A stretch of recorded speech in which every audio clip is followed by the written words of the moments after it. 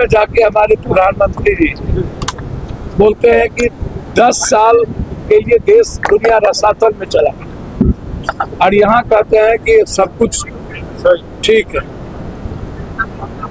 और जब ईरान से और रूस से हम तेल लेते थे तो हमको डॉलर नहीं लगता था, या तो हम चावल या रुपया।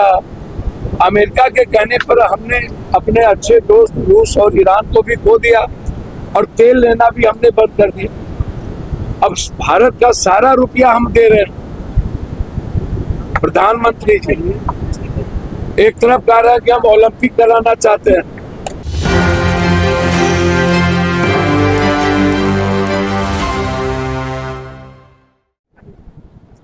आम आदमी की बात सरकार सुनती है।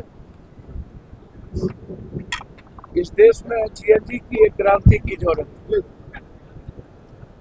विदेश में जाके हमारे प्रधानमंत्री जी बोलते हैं कि 10 साल के लिए देश दुनिया रसातल में चला और यहाँ कहते हैं कि सब कुछ ठीक है। और जब ईरान से और रूस से हम तेल लेते थे तो हमको डॉलर नहीं लगता था, या तो हम चावल या रुपया। अमेरिका के कहने पर हमने अपने अच्छे दोस्त रूस और ईरान को भी खो दिया और तेल लेना भी हमने बंद कर दिया। अब भारत का सारा रुपया हम दे रहे हैं। प्रधानमंत्री जी एक तरफ कह रहे हैं कि हम ओलंपिक कराना चाहते हैं और दूसरे तरफ कह रहे हैं कि सोना ना लो, पेट्रोल डीजल खर्चा ना करो। ये कथनी और करनी में इतना फर्क। एक भी वादा उत्तर प्रदेश में 9 एयरपोर्ट शुरू हुई, 8 एयरपोर्ट बंद हो गया। किसी एयरपोर्ट में 200 करोड़ लगा, 150 करोड़ लगा, 29 करोड़ लगा। और जो एयरपोर्ट बन गया रख रखाव के लिए 50 करोड़ रुपया डेली खर्चा हो गया। अभी दरभंगा में एक गेट बना है, 3 करोड़ इंडिया गेट बनी थी उस वक्त, 3 करोड़ की। और यदि आज हम मूल्यांकन करें तो मैक्सिमम 150 करोड़ में इंडिया गेट बन जाता। और आपको पता है दरभंगा का एम्स का गेट कितना में बना है? 1500 करोड़। गेट 1500 करोड़ में गेट और 200 करोड़ की मिट्टी, 1700 करोड़। और निकटा दिया रहा जहां पर 10 लाख मिडिल क्लास, गरीब, दलित, ईबीसी, ओबीसी के लोग रहते हैं, जहां जिसकी जीविका ही रोटी बेटी का जो रिश्ता है वो कंप्लीट रूप से किसान पर आधारित है, मजदूरी पर आधारित है, सब्जी पर आधारित है। बाजार ही इनका है, बाढ़ में तबाह हो जाता है। 2 सालों से संघर्ष समिति लड़ रही है, 2 सालों से। आपको आश्चर्य होगा, दियरा संघर्ष समिति हमें तो 5 दिन पहले खबर मिली। नहीं होने का क्या सवाल उठता है? धरती आकाश एक तरफ हो जाए तब भी होगा, आप इस बात को समझिए। लेकिन सवाल उठता ये है कि लोग लड़ना ही नहीं जानते हैं, चाहते भी नहीं है। इतना बड़ा 123 बार क्वेश्चन पेपर लीक आउट हो गया। जिस कंट्री में हमारा सिस्टम, हमारा नेता, प्रधानमंत्री, मुख्यमंत्री एक पेपर लीक आउट को नहीं रोक पाए, वो देश क्या चलाएगा? आप हमको बताइए, है क्या मेरे बिहार में? हम आम आदमी को देख क्या रहे हैं? तो इसीलिए आज दियारा संघर्ष समिति के द्वारा सभी सम्मानित जनप्रतिनिधि, सम्मानित लोग, जिला पार्षद, मुखिया जी, पूर्व प्रमुख, पंचायत समिति, सभी सम्मानित लोग, जो लोग जनप्रतिनिधि पटना चिरा में चुनाव लड़े, सभी लोग आज यहाँ इन्होंने अपना संवाद भारत सरकार को यहाँ से आवाज उठाया है। हमें भी इन्होंने निमंत्रण दिया। हम इस संघर्ष समिति के साथ बिल्कुल मरने जीवन जीने को तैयार है। कदम में कदम मिलाकर चलेंगे। सदन में भी मामला उठेगा। हमने लगभग पदाधिकारी से बात कर ली है। परिस्थितियां जो भी हो, 10 लाख आबादी को छोड़ा नहीं जा सकता। वो दिल के टुकड़े हैं और गरीब आदमी को नजरअंदाज नहीं किया जा सकता। सर सवाल है कि 3 बीजेपी के सांसद कई दशक से यहाँ हैं, 3 क्षेत्र पड़ता है, 3 लोकसभा का, उससे लगता दे रहा सभी बीजेपी के हैं, 3 विधायक भी बीजेपी के हैं, आखिर क्यों नहीं बन रहा, क्यों सौतला पहला? बड़े बड़े नेता अच्छा भैया, शंकर प्रसाद का क्षेत्र है, राजीव प्रताप रूडी का मेरी बात क्षेत्र है सुनिए सर। ना, सभी लोगों को लगता है विकास पर तो वोट मिलना नहीं,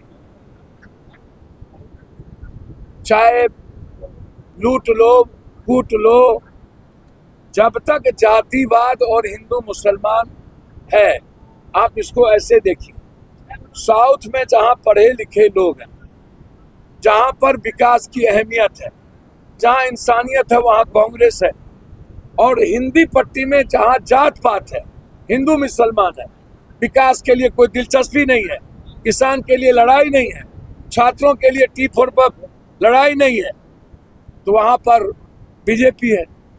तो बीजेपी को लगता है हम 10,000 रुपया या जबरदस्ती SIR करके AI से वोट काट के हमको जीत ही जाते हैं।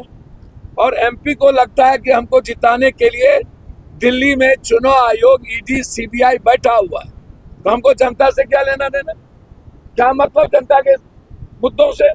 और वो भी बीजेपी, और वो भी जो इलाका है वो लगभग EBC, दलित और यादवों का इलाका है। तो जो इलाका यादव का है, दलित का है, EBC का है, वहां बीजेपी का क्या मतलब, आप इसको जान लीजिए। जहां पर भी दलित, माइनॉरिटी और यादव का इलाका है, EBC का, वहां भाजपा विकास नहीं करेगी। और आज के डेट में सबसे बड़ा दुश्मन इस हिंदुस्तान में बीजेपी ने यादवों को, EBC को, दलितों को बना लिया। भैया भारत में देख लीजिए, यह सरकार ED, CBI और चुनाव आयोग के आधार पर काम करती है, जनादेश इनके पास नहीं है। साउथ में देख लीजिए 1 सीट जीतता है, बंगाल में इन्होंने जनादेश से काम नहीं किया, बिहार से इन्होंने प्रयोग किया, बिहार में इन्होंने सत्ता छीनी जबरदस्ती और उसको ले आया। अब 16 राज्यों में फिर ये कर रहे हैं, और ये चाहते हैं कि 29 में चुनाव नहीं हो, 28 में 1 नेशन 1 इलेक्शन के तहत ये चुनाव कराना चाहता है। और उसके बाद 29 के बाद इस देश में कोई चुनाव नहीं होगा। आप लिख लो, यदि यह देश क्रांति नहीं किया, GNG नहीं हुई, तो यह देश नहीं बचेगा, बर्बाद हो जाएगा। 29 के पहले ये लोकसभा चुनाव कराएगा और पूरा देश में मुखिया से लेकर के ऊपर तक एक चुनाव कराएगा ये। यदि 16 में SIR इन्होंने राज में कर लिया तो हिंदुस्तान बचा है क्या? अब है क्या हिंदुस्तान? इकोनॉमी गई, हम 32 तक युद्ध नहीं रुकेगा। ये विदेश में जाके कह रहा है कि हम 10 साल तक बर्बाद हो गए। कौन बर्बाद कर रहा है इसको? रिफाइनरी बनाएगा अमेरिका में, 300 बिलियन हमसे लेगा बैंक से, वेनेजुएला का तेल लेगा रिफाइनरी में और बेचेगा अमेरिका। हमारे यहाँ रिफाइनरी क्यों नहीं? हम रिफाइनरी बनाए, हमको कच्चा तेल दे, बेचेंगे हम डॉलर क्यों दे रहे हैं तेल के लिए? ईरान कहता है चावल दो, ईरान कहता है रुपया दो, रूस कहता है रुपया दो, हम कहते हैं नहीं लेंगे तुमसे। बस इसे सिर्फ अदानी को सेव करना, इसे उद्योग। अरे भैया हमको तो समझ में नहीं आता। वो जो अदानी है, जहां पर अभी इनको 9,000 करोड़ घूस देना पड़ेगा, जिसमें इन्होंने चोरी किया, 50 करोड़ का लगा है। ये कितना 3 लाख करोड़ का तो ये बैंक से लोन ले चुके हैं अदानी। 3 लाख करोड़ और रिफाइनरी बन रहा है वहां, इनके फैक्ट्री बनेंगे वहां। ये बिहार में एक भागलपुर में सारी जमीन छीन लिया। ये कौन सा विकास करेंगे? और कौन सा स्टेट में इन्होंने विकास किया कि क्या हुआ? इस देश को ईस्ट इंडिया कंपनी के तरह अदानी अंबानी के हाथ में गिरवी रख दिया गया।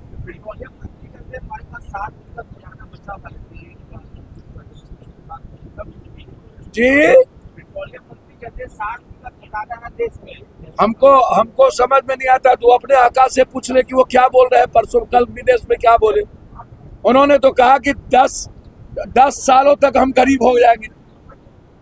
और ये मंगलसूत्र पहले कह रहे थे चोरी करेगा, अब कहता है बिना मंगलसूत्र के तुम ब्याह कर लो, सोना ना लो। एक तरफ ये प्लेन से जा रहे हैं और मिडिल क्लास को कह रहे हैं कि तुम डीजल मत खरीदो। और लोग आपका क्या कर रहा है, आप डिजिटल कर दीजिए पूरा भारत, लोकसभा विधानसभा बंद कर दीजिए, फिर आप क्यों कह रहे हैं कि कॉमनवेल्थ हम करेंगे? ये कंफ्यूजन क्यों? सर इनके पास कुछ भी नहीं है, इनके पास कुछ भी नहीं है। भारत को कंप्लीट रूप से कंगाल बना दिया गया, भारत गुलाम हो चुका है और ईस्ट इंडिया कंपनी से बुरी स्थिति भारत की हो चुकी है।